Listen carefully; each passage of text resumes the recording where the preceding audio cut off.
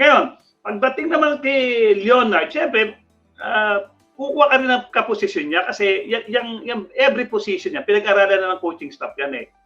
Kung hindi ka kukuha ng kaposisyon niyan, baka kulangin ka sa isang posisyon, ma-over ka naman sa isang posisyon, di ba? Pinag-aaralan yan eh.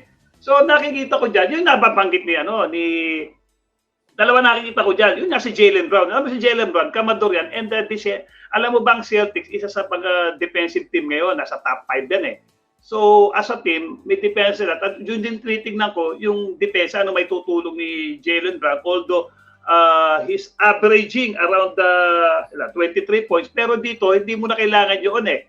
Okay? Delay siya lang kasi may mga ano ka dyan, di ba? Designated kamador na mangyayari, di ba?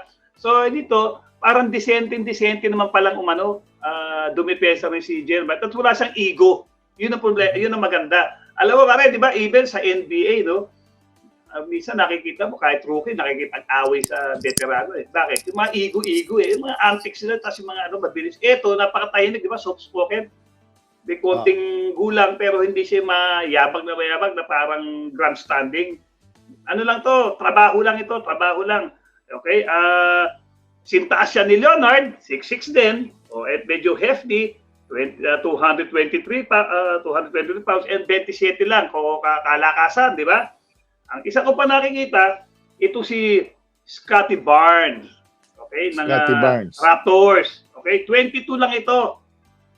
6'7 din halos ni Leonard. Okay, magaling din dumepensa to na pag-usapan dati to no start ng season na talagang basically makulit sa loob ito, matati ka ng bola, mga passing lanes, Kasi ito 6'7", ang wings pa nito pare 7'3". So 7'3 for 6'7", mahaba yung kamay, di ba? Parang kumbaga ang tawag natin dito parang unggoy, di ba? Parang ang haba ng kamay, di ba? So